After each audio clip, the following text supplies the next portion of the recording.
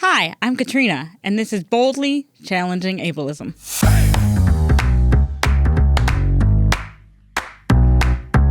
I'm your host, Katrina Simon. I'm the Community Program Specialist at the Institute on Community Integration at the University of Minnesota. This program explores various topics that impact people with disabilities in our community. Each episode addresses a different aspect of our society within the context of ableism. Ableism is the prejudice that stems from the belief or belief system that assumes someone is less capable or less worthy because of a real or perceived difference in ability or function. On this program, we hope to answer some questions you may have been afraid to ask, or maybe some you didn't even know you had. Thanks for joining us. I hope you enjoy the conversation.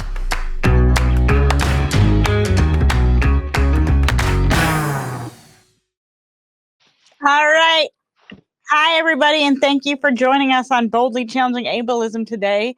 My guest is Adam Ruff, who was at the Disability Pride Festival in July, and we did a promo there, so you might remember that. Adam is from Advocating Change Together. Welcome, Adam. Thank you for joining us today. Thank you for inviting me. I'm happy to be here. Are you having a good Monday so far? It's Monday today for us. Yes, it is Monday. Yeah, I'm having a good Monday. My voice might be a little hoarse. Over the weekend, I went to a soccer game and did a fair bit of yelling. Oh, that sounds good. Did it go your yeah, way? it sure did. Yeah. Oh, I'm so Yeah. happy for you. Thank you. It's cold out today though, so it's kind of fitting that it's like a little bit of a quieter, that your voice is a little bit quieter because it's just like cold and gray, I feel. It's Yeah, a very Monday-y Monday. absolutely. All right, so we have known each other for a while now, but could you introduce yourself to our audience? Yeah, my name is Adam Ruff. I live in Minneapolis. I'm in the Longfellow neighborhood. I graduated from Augsburg University in 2018 with a social work degree. Um, I am a representative on the Minneapolis Advisory Committee on People with Disabilities and a board member of L'Arche Twin Cities. And I am also the self-advocacy program administrator at Advocating Change Together. So I've been here for over 4 years now, and I am currently the longest tenured member of ACT. Wow, that is so exciting. It is. Can you share with us a little bit about how your affiliation with the disability community and sort of how you got started in working in this community? Yeah. So I guess my initial kind of association with the community was through my mom. She was a special ed teacher for my entire life. She worked in the transition age, so I spend a lot of time with her at school, going to her graduations, and I was just exposed to a lot of people with disabilities throughout my childhood into my early adulthood, and I started. My first job was as a PCA for a non-speaking person with autism, and that was really kind of just like the eye opener. It was the first time being in a house where everybody in the house had a disability, and so I feel like that was a very radicalizing thing that propelled me into the work that I'm doing. But I think having been introduced to the world of disability through my mom in the kind of like the school setting, uh, I didn't have the I felt like there was like a lot of distance between me and the disability community. More so, I felt more aligned as like a provider. Um, and so it wasn't until just a couple years ago now that um, I was formally diagnosed with ADHD and autism. So I'm sure we'll get into that, but that's kind of the spoiler, perhaps. I don't think it's a spoiler. I think it's like a sweetener. I think it's a sweetener. Um, can you share with us a little bit about, because you said you were recently diagnosed with, or relatively recently diagnosed with autism and ADHD? Yeah, yeah. Okay, so can you share with us a little bit about like what made you, like sort of how that went for you and like what made you pursue a diagnosis and that whole thing, as much as you're Yeah. comfortable? Yeah, yeah, of course. Yeah, so I guess in like a very ADHD fashion, I don't know the exact date that I was diagnosed, Oh, but no, just like your general age, like after high school. yes. Okay. Yeah, so after high school, it was post college. It was actually due in large part to the leadership program I was doing at ICI that helped me kind of understand neurodivergence. Mhm. I had been very familiar with ADHD and autism just through the work that I was doing, but it didn't really ever. I never really thought of myself in that way, or like was able to like conceptualize myself as uh, somebody within the community. Mhm. I think going back to what I originally said, uh, starting my career, so to speak, supporting people with disabilities, I always kind of had like a professional relationship with folks. I had this kind of like closeness to everybody that I worked with in something that I in a way that I could never articulate or understand. Um, some DSPs might resonate with this, but like the a lot of times one of the first questions they ask you is like, "What's your reason for like why are you doing the work that you're doing?" Yeah, Uh, remember your why. yes, your why, and a lot of people were answers were about, they had a sibling with a disability, or maybe they had a mom with a, a special ed teacher, and I never really felt like it just was such a it felt like a question I couldn't answer. I didn't know why, and so I went through my whole like young adult life not really understanding this connection to the community, but being so drawn to it, and I channeled that through like professional work. Uh, Mhm. and that's why I went to school to be a social worker, is to further my ability supporting the disability community. Um, there was a while there where I didn't think I was gonna go down the route of like the disability field, but it just kind of veered me into the direction of continue on continuing on the path of being a disability, like supporting the disability community. Um, and I really just the whole time was kind of thinking that that was because I uh, not to like I guess I thought it was just predetermined that this is what I was supposed to be doing, without knowing that the reason I was so drawn to this work is because it was a community that I like wanted to be a part of. Mhm. You know, Cool. I think back of my first person that I ever worked with, and the closeness I got with my, I guess, client. I hate saying that word. Was Now that I realize it was like my first experience having like a disabled friend and being able to be in a disabled space and just like do whatever we wanted to do. Uh, Mhm. so I think that was like my first unmasked moment, and uh, from there, um, kind of using like the diagnosis helped me in a lot of ways, but it also complicated everything because I was pretty well into my career path, and having to more or less like start back over in like my identity of who I am, and why I'm drawn to the work that I'm doing. Is it because it just made me question a lot of things about myself, and there was a lot of work that I did to make it break down kind of those internalized ableism that existed within me. And I'm still doing a lot of that work right now. That was kind of a very non-tangential like answer for you, but No, that's I liked it. It was very authentic. Do you find that it's, like, difficult living with a disability that isn't always obvious to other people? Like, do you yeah, find that absolutely. challenging? Yes, yeah. I think it's extremely challenging. I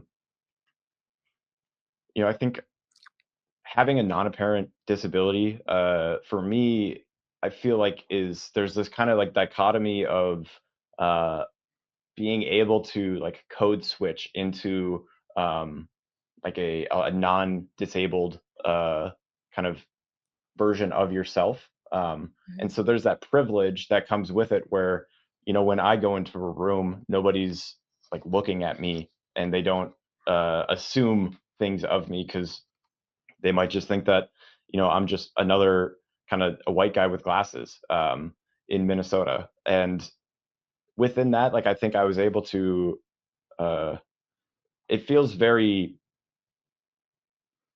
it's very isolating to be in those positions where I almost feel like at times I have to like over exaggerate who I am to get the message across that uh, I'm neurodivergent.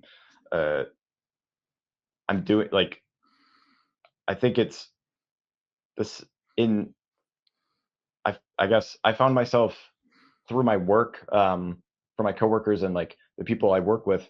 Uh, a lot of their friends stemmed from being in special education, and I don't know. I was never a part of special ed, and so I think that I kind of fell into the cracks of, um, didn't quite fit into the like the non-disabled world, but then also didn't necessarily fit into the disabled world. So it goes several ways where um, it can be used as like to my advantage, but I really hate using it to my advantage Mm-hmm. um, because I um, I think it's whenever you have like privilege, it comes with just a great deal of guilt. Mm-hmm. So that's something that I probably don't have a good answer for, but to sum it all up, yes, it's extremely difficult. And that's part of the reason that I wanted to like, you know, be on a podcast like this to be able to talk about my experience and hopefully, a few or however many people resonate with this. That's all that matters to me. Can you talk just a little bit about what you mean when you say you identify as neurodivergent, in case people in the audience Yeah, yeah. what that means? Yeah, so it's neurodivergence has kind of become like a buzzword. But the way that I think about it is, neurodivergent is I have ADHD and autism.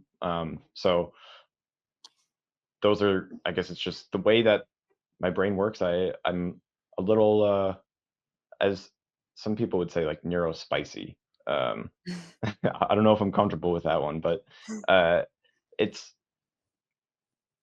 generally for time's sake, just for me, a combination of autism and ADHD that falls under the um, ever growing umbrella of neurodivergence. Cool. And neurodivergence is like somebody who identifies with their brain working differently. Correct. For, That's a okay, great way of putting it. for like a functional definition for people. Yes. Yes. All right. And for you, is that what kinds of things does that look like? Does it mean that you need things written down first to understand them? Does it mean that you have trouble remembering things? What does it look like to be neurodivergent? Oh, that's a great question. I think a good example is I have I need to have a Google Calendar, Okay. and then I also need to have a physical calendar so that on times when I have my Google Calendar, but then because it's on my phone, that gives me access to so many different apps. Okay. Yep. And so I need to have uh, kind of like, the technology is really helpful, but then I need the physical, like just something that when I'm going to the fridge, I look, um, and because I forget stuff very easily. Mm-hmm. And, you know, I guess another example that I just dealt with last week was um, the medication I take that helps, me focus and uh, eases some of those ADHD kind of symptoms. Mm-hmm. Um, I ran out of it, and Oh no. I ran out, and that's, it's one of those controlled Yep. substances that Yep. pharmacies all of a sudden just don't have. Yeah, and it's And really hard to so, get. yes, and it's I always tell my partner that it's the worst thing for somebody like me. One similar thing is like sometimes like so cerebral palsy can make your muscles do all types of weird things. And one of the weird things it can make them do is like not stop working. So not only do they not work correctly, but they don't relax so other people can like work with them. It's Mhm. kind of like that. It reminds me of that. Like the worst people to have to go to extra work to get a med are the people that would have trouble remembering it to get the med because of the condition the med is supposed to treat. Right. Okay, sorry. Yeah, no, exactly. I you would think that I could learn, but just the way that my brain works doesn't allow me to think in advance. So it goes down to, my multiple calendars. But then I also be monitoring how many pills I have. Yeah. So that's just one of the several aspects that makes it challenging, to kind of be as productive as I'd like to be. Okay, also, but I just want to pick on you a little bit because I do not think you like it does not that's not the way I think of it. I don't think you could I don't think you could learn. I think it'd be like people telling me like I could learn to walk. Like obviously I can't because I've been in a wheelchair for a long time now and I could never. So no, I wish that you would. I mean, I understand how it's frustrating for you and how you'd like to be able to know how to do it, but I wouldn't think that. Yeah. Okay. I mean, I think that maybe that's an example of some of that internalized ableism that kind of Yeah, keeps me that feeling like you're applying to it's a yourself. loop. Can you tell the audience a little bit about what advocating change together is? Yeah. So advocating change together is a self-advocacy leadership organization. Um, we've been around since 1979. We were founded by self-advocates in Minneapolis who were frustrated with the way that society was set up, and it was right around the time of Yeah, deinstitutionalization. yeah. So they got together, and they wanted to improve the lives, they not only their lives but everybody else with disabilities. So um, stemming from that, we've been around for, you know quite some time, and the work that we do, I like to say, is we do educational leadership mixed with kind of like community inclusion, and it kind of that manifests in smaller settings with weekly educational disability justice classes, and larger scale things like our conference, disability power or disability pride festival, olmsted academy. So we have larger things that we do, but then on a smaller scale we also provide just kind of like community spaces for people. And there's a lot of work that we do. And in my 4 years of being here, I think I've only scratched the surface of all of the work that we have done at ACT, because we've been around for so long, Mhm. and we've kind of existed throughout the evolution of technology. So I'm learning more and more about the work that we do each day. And aren't you guys the oldest self-advocacy institution in the Twin Cities, at least, and maybe in the state of Minnesota? Yeah, I think there might be one organization that I actually previously worked at that started in 1978. Southside Services. They're a provider, but Oh, okay, yeah, um, no, I have heard of Southside Services, but I yeah. think okay, and I don't know if I'm not positive if I'm correct, but I think like from the very beginning, Axe thing was like they're gonna be the disability advocacy organization that really puts the voice of people with disabilities first. Hmm. Um, Yes, and and so their thing has always been giving the voice to the people that have disabilities and really embodying that nothing about us without us, right?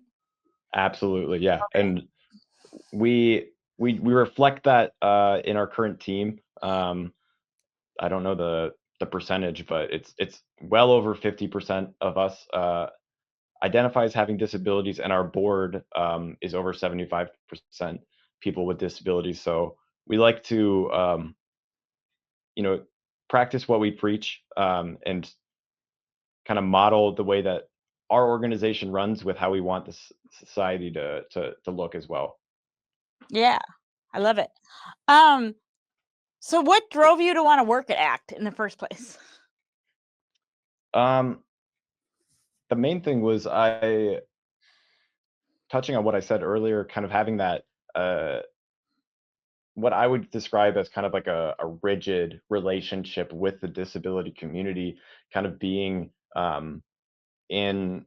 I felt that like providing being a DSP was like so ethics driven, where Right. I felt like I was like hanging out with people, but that's not allowed. And I think what was really attractive to me about ACT, Advocating Change Together ACT, was the first thing I did was the Disability Power Day. And I think just finding out about a place that was incorporating, aspects of what it looks like to like disability empowerment, was something that uh, was new to me. It was like new programming, Mm. and it just felt like where I wanted to be, as a social work uh, person. I was working, one on one. We call that micro work, and I wanted to Mhm. get into the meso macro, so group Yeah, and state my level work. sister's a macro. Gotcha. She's Yeah. a mac well, So I don't she's not a licensed social worker, but if she were, she would be a yeah, macro. yeah, yeah. And so that was what really um, was exciting to me. I mean, to be honest, I didn't really know 100% what I was getting myself into at ACT. Um, I was just interested in uh, reaching a new audience, at a larger level in kind of a more person-centered approach. Yeah, and had you had much exposure to, like, even the concept of disability empowerment before? Um, Not formally, no. I think it was just, I guess, outside of like my own kind of thoughts of how society should be. I didn't have exposure to any of like the movements that had happened, and um, outside of like the ADA. I of course knew that happened. But there was just so much about like the disability rights movement and self-advocacy movement that I had no idea about until I got to ACT. Yeah, um, d and, so something I think about a lot that I don't necessarily tell people or ask people because I think it's kinda weird, but I'm probably gonna ask you. Um, does it so I had, like, a lot of images around disability empowerment when I was growing up because I was born in 1987, so the meeting on the steps where the people were crawling up the steps Hmm. happened when I was, like, 3, so my mom would always talk about it, and she would always show me pictures of, like, activism and stuff, but if you live with a hidden disability um, or something less obvious, like, you wouldn't have seen yourself in those places. Yeah, So, I was just wondering about how that would be different. Like great question. yeah. Um,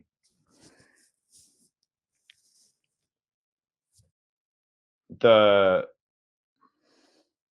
I think not having that representation definitely played into how long it took me to kind of Mm, identify with everything. mm, Where I think because there wasn't, representation in like a visible way for myself, um, I kind of had to, wait until society was kind of ready to be able to speak about uh, my community in like a strength based way, I guess. I feel like I kind of my diagnosis came about at the time that like a lot of folks were kind of coming into new understandings of like neurodivergence. Yeah. So So I feel like that's come a long way very recently, like very, very recently, like even within like the last decade. And so mhm, that's kind of why I was curious, like, because it would have been very different from what I was used to, and like yeah, the imagery around the disability empowerment that I had grown up with. All right, well, we are pretty much out of time. I'm sorry I missed a lot of your questions. I apologize, that's okay. but thank you so much for coming on, and we look forward to the next Disability Pride Festival. Boldly Challenging Ableism is a co-production of AM 950, the progressive voice of Minnesota, and the Institute on Community Integration at the University of Minnesota. For more information, please visit ici.umn.edu.